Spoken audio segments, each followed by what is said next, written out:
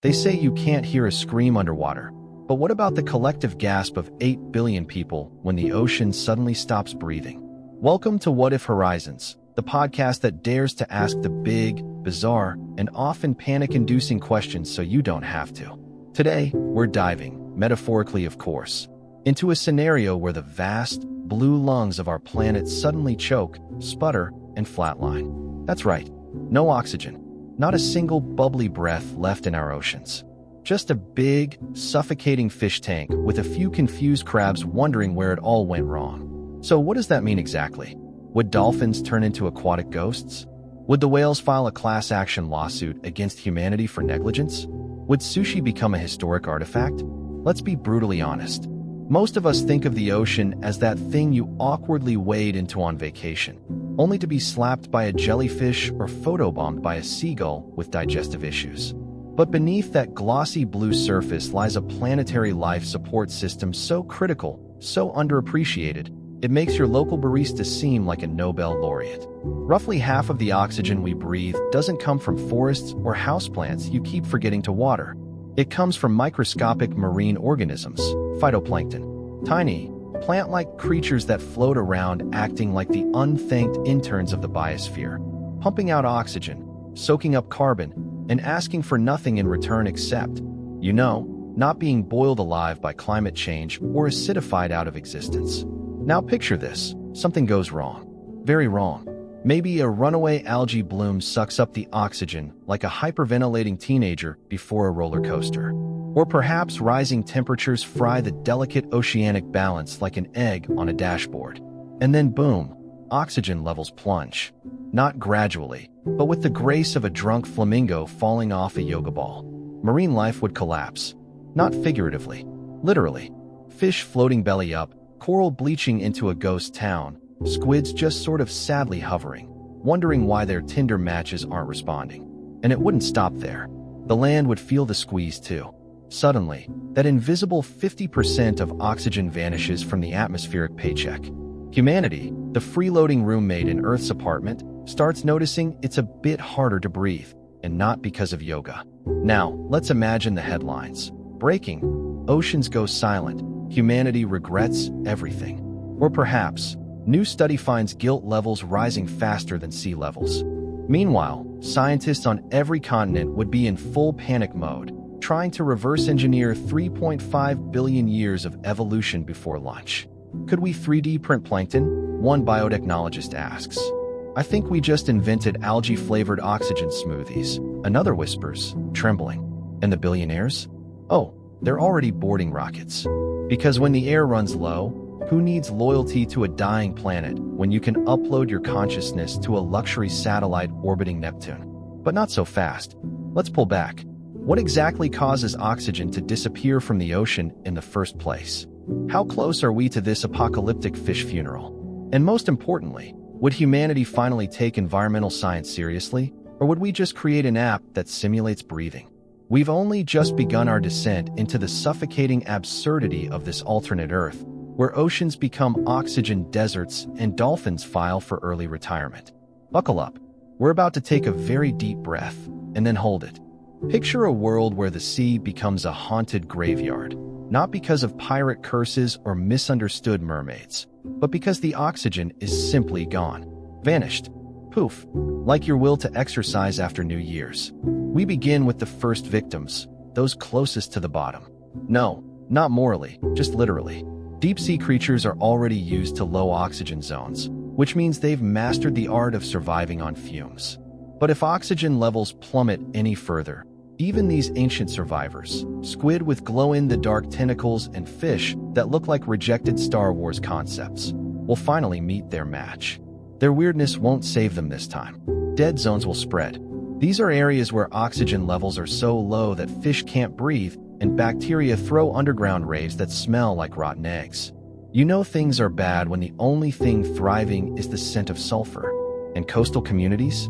Seafood economies would be flushed faster than a goldfish funeral. Fishermen would return with empty nets and existential dread. Shrimp cocktails become historical artifacts. The sushi industry collapses, and suddenly we're all stuck eating plant-based tuna. made from repurposed algae and wishful thinking. Tourism? Forget it. Instead of snorkeling above coral reefs, you'd be snorkeling above vast graveyards of marine life. Vacation brochures would have to be rewritten. Come visit the Great Bleached Reef, now with 90% less biodiversity. But the real panic wouldn't set in until humans began gasping for air, literally. The atmosphere relies heavily on the oxygen churned out by the ocean's plankton workforce. Once they go belly up, we don't just lose sea life. We lose our breathable cushion. Oxygen levels in the atmosphere don't just dip. They nosedive like a forgotten meme stock. People would first blame something obvious: social media. Then, of course, politicians. Eventually, they'd move to blaming each other. Conspiracy theories would bloom faster than mold in a college dorm fridge. Was it 5G? Was it the government? Was it dolphins seeking revenge? Meanwhile, hospitals would overflow with patients complaining of fatigue, brain fog, and a nagging inability to jog upstairs. Oxygen tanks become the new Bitcoin. The black market explodes. A cylinder of compressed air is now worth more than a luxury watch, and influencers start posting selfies with oxygen masks, tagging #blessed and #nofilter literally. In the background, scientists are shouting from their bunkers, "We told you about eutrophication and ocean deoxygenation decades ago, but you were too busy debating whether Pluto was a planet." By now, the tech giants would scramble to pivot. Elon Musk announces Project Gills, a plan to genetically modify humans to extract trace oxygen from carbonated beverages. Apple releases the iBreath, an oxygen-optimized personal device that only works if you've bought their latest adapter. And what about animals on land? Forests are gasping, mammals are panting, birds are confused, flapping lower and slower like nature's Wi-Fi buffering. It would take just a few weeks for this oxygen domino to tip over into societal collapse. Cities already suffering from pollution now become sealed jars. Masks aren't just pandemic relics, they're everyday survival gear. People hold their breath in elevators. Yoga classes become mass fainting events. Through all this, a single question hangs in the stale air. How did we let this happen? And why, for the love of Poseidon, did we ignore the little green guys floating around the ocean doing all the hard work while we named every sports stadium after a car? This isn't just an ecological problem. It's a comedy of errors. If comedy was about slowly choking to death in an invisible room filled with humanity's collective regret. And just wait until you hear what the militaries of the world do when they realize their submarines are navigating through a lifeless soup. But that's a drama for another breathless chapter. As the last schools of sardines vanish and whales sing their final baritone notes into the void, the military establishments across the globe come to a singular realization. They've spent decades building billion-dollar navies to fight on an ocean that's slowly becoming biologically useless. Submarines, once stealthy predators lurking beneath life-rich waters, now glide silently through what might as well be liquid deserts. Naval strategists, faced with a dead sea, convene emergency meetings to discuss things like how to wage war when sonar pings come back empty because there's nothing left to reflect them. What's the tactical value of dominating the sea if the sea no longer supports life, commerce, or curiosity? Meanwhile, world leaders start pointing fingers faster than they did during any financial crisis. Island nations, whose economies and identities were tied to the ocean, demand climate reparations. Coastal superpowers accuse one another of geoengineering. China blames the West. The West blames Russia. Russia blames microwaves. Somehow, Switzerland, landlocked and confused, is also dragged into the mess. Back home, things are even weirder. With seafood extinct and terrestrial farming still recovering from the chaotic climate shifts, food alternatives grow increasingly absurd. There's lab-grown kelp jerky, 3D printed cod-flavored tofu, and algae-infused breakfast cereal that claims to give you the power of the plankton. Influencers create viral mukbang videos pretending to eat imaginary sushi to soothe nostalgia. "Tonight I'm having uni," they whisper longingly. It tastes like childhood memories and failure. Religious leaders take sides. Some proclaim it's divine punishment for turning the ocean into a dumpster. Others say it's a prophecy foretold by ancient scrolls nobody had read until now. One enterprising televangelist starts bottling blessed oxygen, and selling it for a generous donation of $199.99. Amid this chaos, a rogue group of Silicon Valley billionaires decides the answer lies in artificial oceans. Giant vats of engineered seawater, filled with lab-bred plankton and custom oxygen generators, spring up across the Mojave. The concept? Rebuild Earth's marine ecosystem from scratch in a warehouse next to an Amazon fulfillment center. The press calls it Sea 2.0. Environmentalists call it a PR stunt with Wi-Fi. And speaking of PR, governments begin launching Keep Breathing campaigns. They plaster cities with posters reminding citizens to appreciate every breath. Children are taught to sing the national anthem between inhalations of filtered air. Poets pen elegies to sea turtles. A viral dance trend erupts on TikTok where users hold their breath while twerking, because of course it does. The cultural shift is profound. Sea-themed fashion explodes. Think gill-inspired neckwear and fins on Crocs. Museums host retrospective exhibits titled When Oceans Were Alive. Aquariums become cemeteries with holograms. Scientists in lab coats cry silently next to tanks where clownfish once danced. But science doesn't give up that easily. Across the globe, marine biologists, chemists, and desperate interns work around the clock to reverse the trend. Their whiteboards are littered with formulas, many involving things that shouldn't be mixed, like phosphorus and Twitter threads. Some propose oxygen bombs, massive capsules dropped into the ocean, designed to release bursts of breathable gas and jumpstart life. Others suggest seeding the seas with genetically modified photosynthetic bacteria programmed to work overtime. A few propose terraforming Mars as a plan B, but most people respond with "Can Mars do lobster rolls?" and promptly lose interest. Still, hope flickers. In one lab, a breakthrough, a microbe that doesn't just survive in oxygen-depleted water, but produces oxygen at a rate never before observed. A glimmer, a maybe, a not-quite-doomed moment. But until then, humanity stares at a world where the sea is no longer blue. It's gray, silent, lifeless. No dolphins leaping, no fish flickering. Just an aquatic void, too deep to fill with guilt and too wide to ignore. And the question that keeps ringing louder than sonar: if we lose the ocean, how long before we lose everything else? Stay tuned, because the surface consequences are just beginning to rise like unwanted kelp in a tide-pool of human denial. It begins subtly at first. Your beach vacation feels just a little off. Not because of overpriced piña coladas or toddlers kicking sand into your overpriced beach towel, but because the ocean, which once roared with life, now just sort of sits there.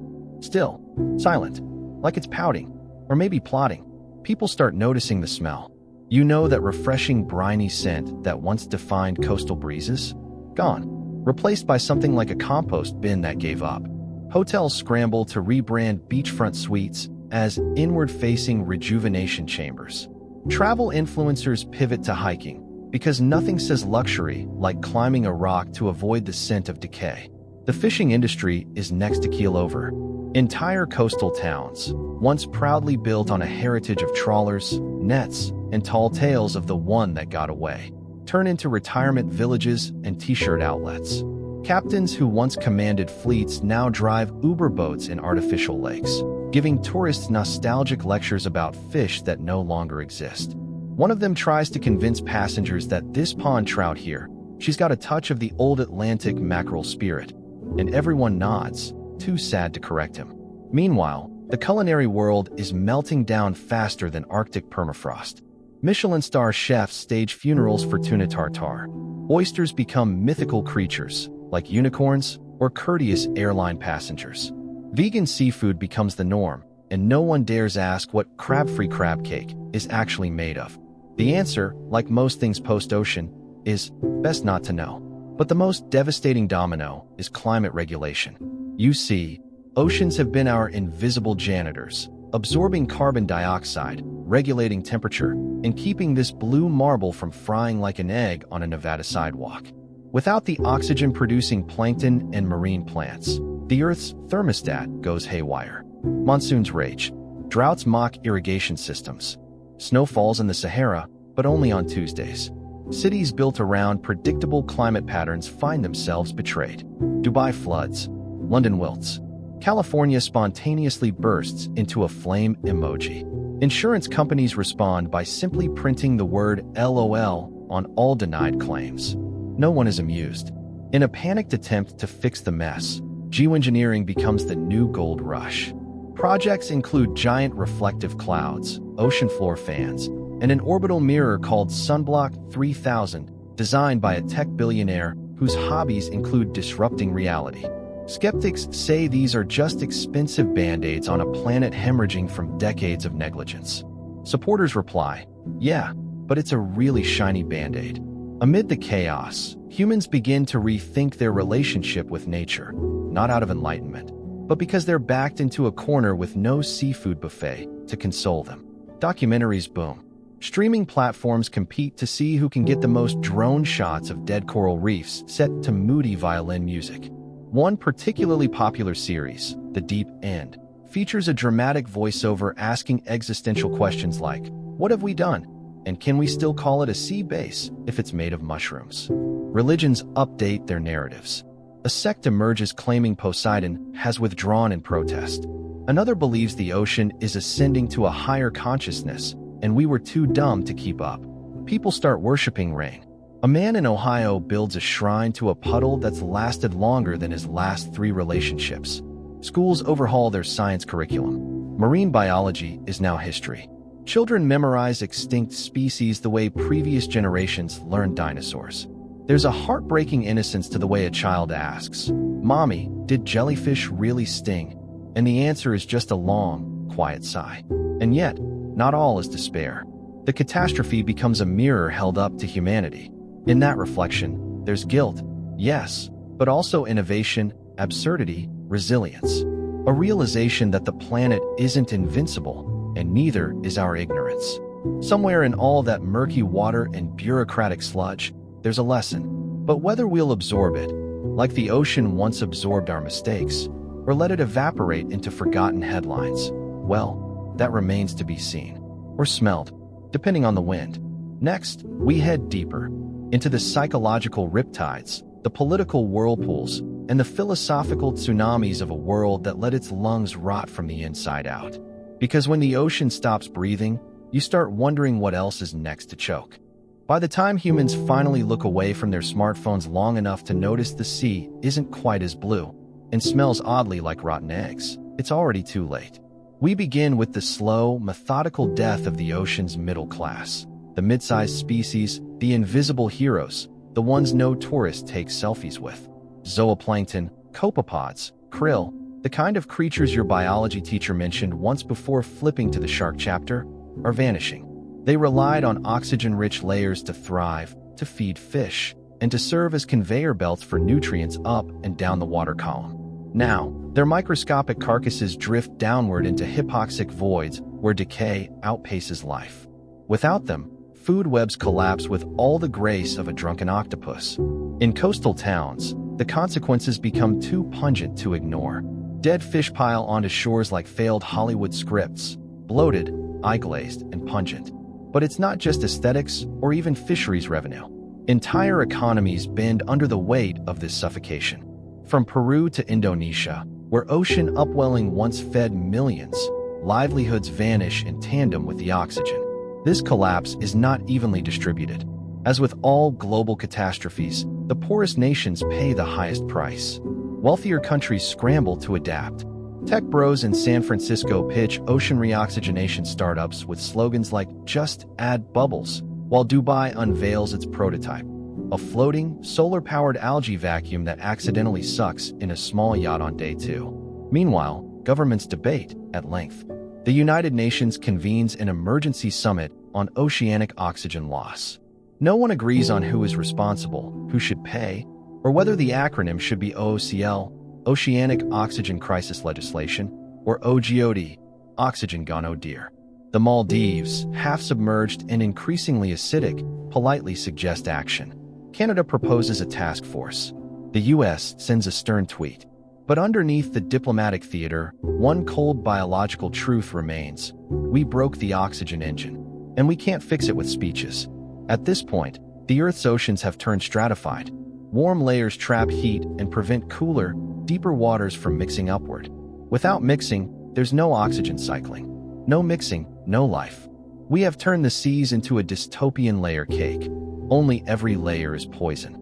And then come the blooms. Not the cherry blossoms of Kyoto or spring tulips in Amsterdam, but algal blooms. Vast, apocalyptic green spreads that stretch for hundreds of kilometers.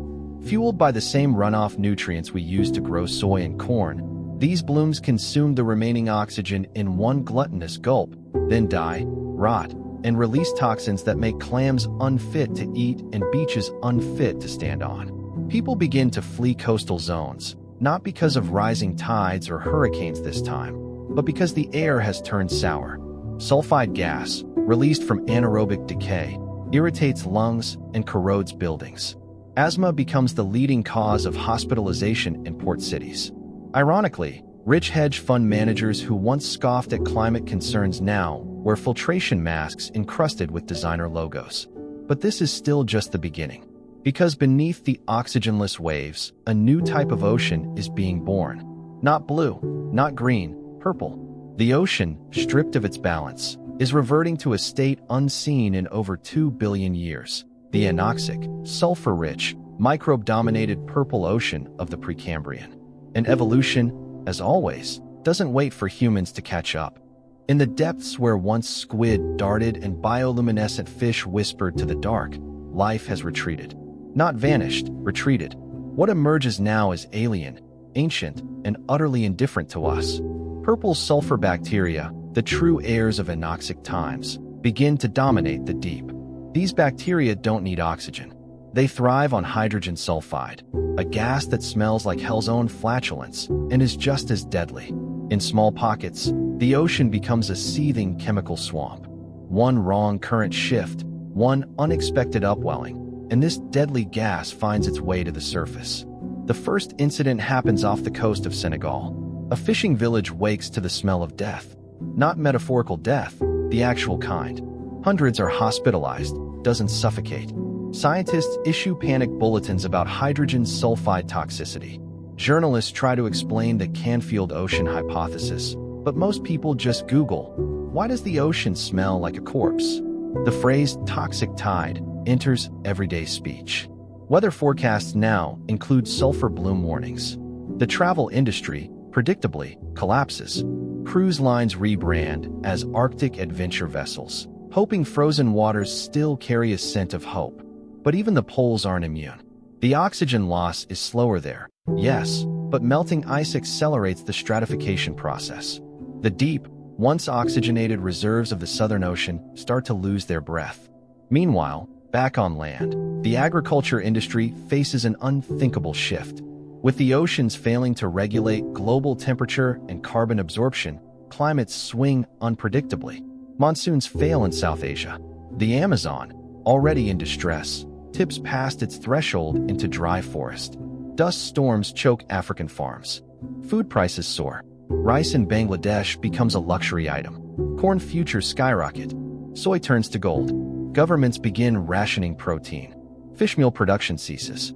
Aquaculture tanks lie dry or infected with toxic algal strains. Some startups try breeding jellyfish for mass consumption. Protein-rich, sustainable, mildly rubbery, but the public resists.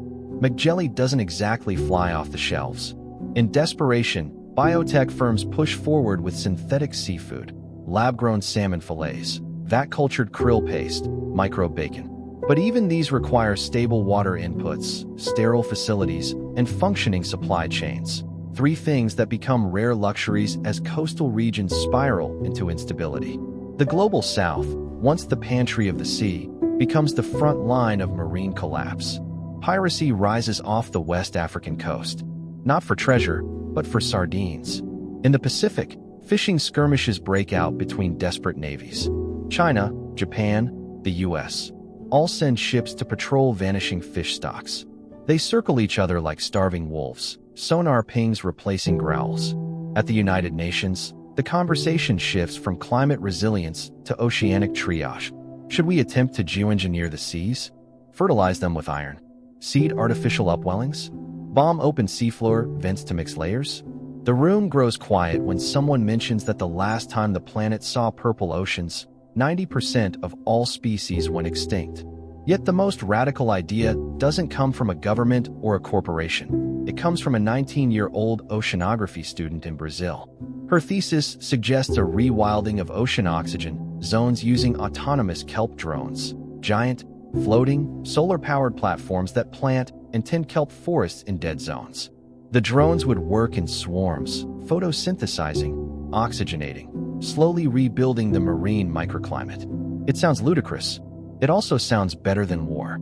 As the oceans groan beneath the weight of our neglect, and humanity begins to understand the sheer scale of the damage, one truth becomes inescapable. The ocean does not need us. It existed long before us. It will outlive us. But if we want to stay invited to the surface of this planet, we'd better start paying attention to what lies beneath. Because the seas aren't just running out of oxygen, they're running out of patience. In its place is a biochemical thriller playing out across every latitude, from dying coral atolls in the South Pacific to the edge of Greenland's melting shelves. The term marine desert becomes literal. Large swaths of the Atlantic and Pacific now host nothing but water. No fish, no plankton, no motion but the rise and fall of silent, sterile tides. In satellite images, these zones appear calm, almost peaceful. But oceanographers know, calm seas in a dead world are a funeral, not a blessing.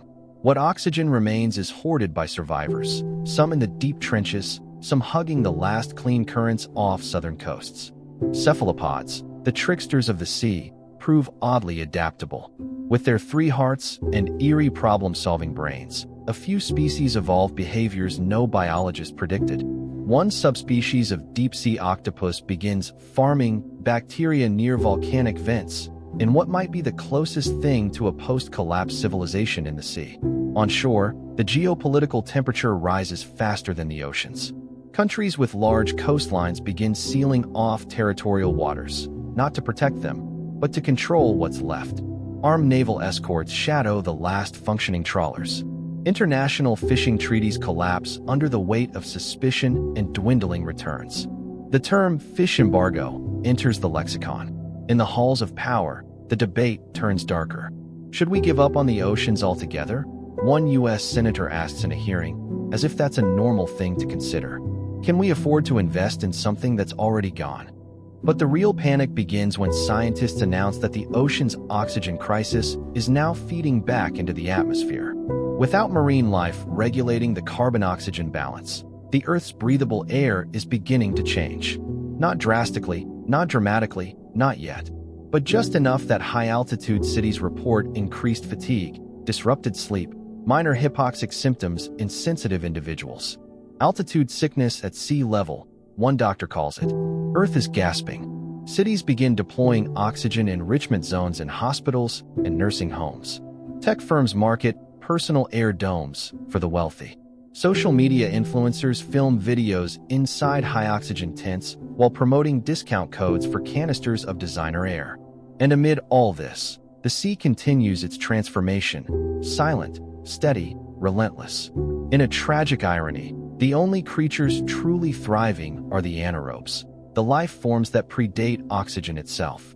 In deep, black pockets beneath the seafloor, ancient microbes bloom, consuming sulfur, excreting acidic compounds, slowly digesting the skeleton of the planet itself. It's a microbial renaissance, one that humans are not invited to. Yet not everyone gives up. Across coastal universities, in decentralized research labs, in hacker bio bunkers repurposed from pandemic-era vaccine efforts, the rebels of science gather. They are not backed by nations or grants. They are backed by urgency. Marine biologists team up with engineers, climate modelers with rogue AIs. The idea: build a synthetic lung for the ocean. Not metaphorically, a literal, planetary-scale apparatus to infuse oxygen back into dying waters. They know it won't fix everything. They know it may not even work. But as one oceanographer says in a viral live stream, if we don't try, then we've already joined the fossil record. And then, unexpectedly, something shifts. One of the autonomous kelp drones from the Brazilian student's design, now deployed in a test site off the coast of Patagonia, reports a miracle. A rebloom. Not of algae, not of bacteria, but of copepods. Tiny, humble, Oxygen-loving copepods, like the ones that vanished in Part 5, are back. In small numbers, yes. In a narrow strip of revived water, yes. But back. It's not a solution. Not yet. But it is a beginning. Now, somewhere off Patagonia, a strip of water only a few hundred meters wide has defied entropy. In this slender corridor of kelp-tinted sea, oxygen levels are rising. The copepods, those unsung planktonic peasants, have returned. News spreads faster than it should for something so small. Social media, always hungry for a redemption arc, seizes on it. The hashtag #Rebloom goes viral. Documentaries are rushed into production. A startup sells copepod-themed NFTs, which nobody understands, but everyone buys. For a moment, the world dares to believe. But the planet doesn't pivot on sentiment. As more drones deploy, scientists realize the miracle is fragile. The Rebloom zones are narrow, dependent on precise balances of sunlight, nutrient control, and microbial cooperation. Worse still, the sulfur bacteria do not take kindly to their oxygenated neighbors. In multiple test areas, the purple tide returns, aggressively reclaiming space like a sentient mold offended by photosynthesis. The war for the ocean is now biochemical. To tilt the odds, humanity does what it always does in a crisis: throws technology at the problem and prays. Swarms of smart kelp drones are dispatched worldwide. Some crash, some vanish, some go rogue and begin reforesting river deltas in totally inappropriate climates. But enough survive. Enough oxygen flows. Enough balance is restored in pockets. A patchwork revival begins. Not a renaissance, but a resistance. Governments take notice. What began as fringe science now becomes national policy. Brazil, the origin of the kelp drone concept, launches Operation Breather, a massive effort to oxygenate the South Atlantic. Canada deploys Arctic stabilizing algae farms. Vietnam begins rewilding mangroves and kelp simultaneously. Coastal defenses shift from concrete walls to living, breathing green machines. But every gain has a shadow. As the oxygen trickles back into the seas, some of the creatures that fled deeper begin to rise again. Not all of them are friendly. Jellyfish blooms, already a plague in recent decades, become aggressive and unstoppable. Without predators to check them, they dominate new zones, clogging intakes, swarming fishing nets, even stinging beachgoers miles from any Rebloom area. And deeper still, strange signals emerge. Sonar readings show massive, slow-moving aggregations of unknown biomass. Some believe they're remnants of ancient squid colonies adapting to the new anaerobic order. Others think there's something else entirely. Creatures reshaped by the sulfur age, now curious about the oxygen intrusions into their domain. There's a name for it in academic circles: the reversal threshold. The point where recovering oxygen levels might provoke a counter-response from the anaerobic ecosystem, forcing a second collapse, a kind of microbial civil war. Humanity, as usual, is caught in the middle. And just as this debate reaches a fever pitch, something extraordinary happens. A pod of blue whales, thought to have gone extinct in the Pacific, is sighted off the coast of Chile. Emaciated, yes. Fewer than a dozen. But real. Alive. Breathing. The footage is shaky, filmed from a fishing drone, but unmistakable. A giant eye. A spout of breath. A deep, mournful song that echoes in frequencies most can't even hear. The internet explodes. Donations pour in for ocean restoration programs. Schoolchildren write essays titled Hope Swims. Billionaires sponsor bioengineering accelerators. Even politicians, those late adapters of reality, begin championing the sea again. Of course, not everyone is on board. Conspiracy theorists claim the whales are government robots. Climate skeptics accuse the kelp drones of altering the weather. And in Washington, one senator calls for oxygen export tariffs. But something is shifting. The idea that the ocean might not be lost forever gains traction. Not as myth, not as metaphor, but as messy, halting, biochemical reality. And deep beneath the waves, where no light reaches, a question stirs, unanswered, unsettling. If we give the ocean its breath back, will it forgive us? In a deep-sea monitoring station off the coast of New Zealand, an automated listening buoy goes dead. Not broken, not malfunctioning, simply silent, as if the ocean around it stopped transmitting sound. No whale clicks, no fish grunts, No microbial static. Nothing. Scientists call it the still zone. Within days, 2 other buoys report the same phenomenon. Then 6 more. A corridor of deep water, once rich in microbial and chemical noise, has gone completely quiet. Not low frequency, not muted, blank. Some panic. They fear a methane burst. Others whisper about rogue anaerobic ecosystems developing hive-like intelligence, sci-fi nonsense on the surface, until a deep-diving ROV returns footage from the area, fields of white biofilm pulsing gently on the seafloor, as if breathing in synchrony, moving with eerie order, avoiding oxygen. Elsewhere, though, things are improving. In the North Atlantic, the Kelp drone program has achieved something once thought impossible: a functional oxygen corridor stretching from Greenland's edge down to Western Africa. Sardine populations begin to flicker back. Seabirds return to coastlines that had fallen silent. For the first time in decades, a pod of dolphins is spotted near the Canary Islands. It's a revival, but a tense one. Because with every gain in the oxygen zones, the anaerobic side of the ocean fights harder. Sulfide vents become more active. Algal blooms surge with unpredictable timing. And in some zones, previously unrecorded chemical reactions are observed, strange compounds forming in the twilight waters where old and new oceans clash. At the UN Ocean Emergency Forum, now a permanent fixture of international politics, scientists issue a stark warning. We are entering a hybrid ocean. Not dead, not alive, not anoxic, not aerobic, but a patchwork of biochemical conflict zones. The biosphere is no longer recovering or collapsing. It is negotiating. Meanwhile, humanity undergoes its own reckoning. Religions reinterpret the crisis through spiritual lenses. In Kerala, a group of fishermen build a floating temple to honor the sea's pain. In Tokyo, Buddhist monks perform underwater sutra readings wearing scuba gear. Even Wall Street takes notice. Investment portfolios now include blue carbon bonds, and marine oxygen is traded like rare earth metals.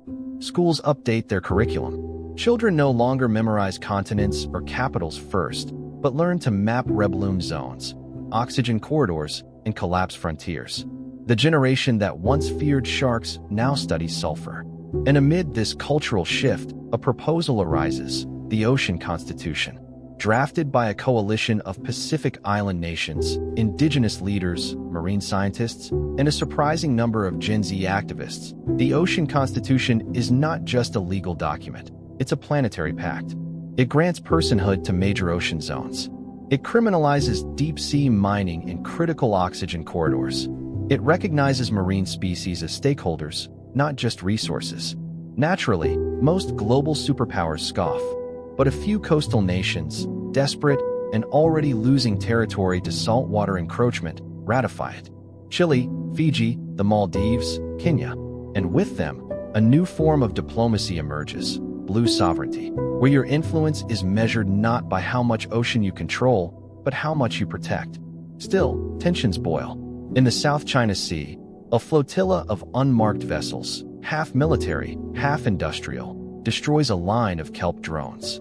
In response, an anonymous hacker collective floods social media with real-time thermal maps of the operation, triggering global outrage. Boycotts ensue. Treaties are threatened. A drone war nearly erupts over a patch of ocean smaller than Rhode Island. But the real threat is still biochemical. In the Indian Ocean, a spontaneous sulfur eruption turns a coral reef into a dead zone in under 48 hours. Hundreds of species perish. Tourism vanishes. Locals flee. It's a reminder, this isn't a battle of politics. It's a battle of breath. And then comes the moment no one expected. In one of the original still zones, a drone captures footage of something breathing. Not metaphorically, literally inhaling and exhaling, measured in shifts of surrounding chemical concentrations. It's not microbial. It's not mechanical. It's not a whale. It's something else. And as the footage loops endlessly across every screen in the world, one realization settles in. We weren't the only ones watching the oceans die. We weren't the only ones trying to bring them back. The footage of the unknown, breathing entity from the still zone has not been verified, but it doesn't matter. In a world saturated by data and distrust, belief trumps proof. The image, half shadow, half chemical anomaly, ignites a global wildfire of speculation. Is it a deep-sea creature long dormant? A form of life born from the ocean's collapse? Or just a glitch in the sensor array? Theories bloom faster than the purple bacteria ever did. Some say it's the ocean itself, sentient at last, breathing through some biochemical interface we never understood. Others claim it's artificial, an experimental autonomous organism built by a rogue climate lab, now evolved beyond control. A few suggest aliens. A few more say it's God. In one live stream viewed by 80 million people, a former UN diplomat stares into the camera and says, with grave sincerity, "I believe the ocean is negotiating with us." And for once, nobody laughs. Meanwhile, the oxygenation effort has reached a turning point. Thanks to a fragile alignment of Kelp drones, restored microbial currents, and a synchronized global cut in nitrogen runoff, ocean O2 levels tick upward, measurably, globally, for the first time in human recorded history. It's not a miracle, it's math. But math is still vulnerable to politics. As nations debate the ocean constitution, a power block forms, blue states, they're called. Countries that commit to maintaining 20% or more of their territorial waters in active reoxygenation, enforcement, and data transparency. The bloc includes Canada, New Zealand, Uruguay, and a surprising new member, Iceland, which offers to become the headquarters of the emerging Blue Assembly. Their proposal is radical. Treat the ocean not as international waters, but as a living biome with rights, governed not by flags, but by metrics: oxygen, biodiversity, carbon absorption, and sulfur suppression. Opposition is fierce. Oil-exporting nations threaten to boycott. Deep-sea mining conglomerates fund disinformation campaigns. But something has changed. The whales are back in numbers that can't be ignored. The toxic blooms retreat in areas long thought doomed. Children swim again in bays that smelled of sulfur 5 years ago. Hope is no longer theoretical, but it is fragile. A final challenge looms: a mega bloom off the coast of Somalia, a gargantuan anaerobic surge of sulfur-fed biomass so large it can be seen from space. If it spreads west into the Indian Ocean rebloom corridor, it could undo 2 decades of progress in a single season. The response is immediate. Blue states coordinate their drones, reroute satellite-guided currents, inject iron filaments to shift chemistry, deploy kelp storms, swarms of accelerated growth patches designed to choke off the bloom's food supply. It's the oceanic equivalent of aerial dogfighting. For 5 days, the battle rages in the water, not with weapons, but with oxygen. Then, on the 6th day, the bloom breaks. It withers. The water stabilizes. The corridor holds. And just like that, a new doctrine emerges, not from a treaty, not from a summit, but from survival. The ocean fights back, so must we. In the months that follow, the narrative shifts. The oceans are no longer seen as a passive victim, but as an adaptive, responsive force. A biome with memory, with agency, with terms. We saved what we could. We lost what we had to. And what we gained wasn't a return to normal, but the beginning of a new contract with the planet. And as the podcast closes, I'll leave you with this. Next time you look out over the water, whether from a pier, a plane, or your browser screensaver, remember, you're not looking at scenery. You're looking at a former graveyard learning to breathe again. And you were part of the reason it chose to try. This has been What If Horizons, where we don't predict the future, we provoke it. If this journey stirred something in you, like, comment, and subscribe to stay with us as we imagine everything that could go wrong and everything we might do right. Until next time, breathe deep.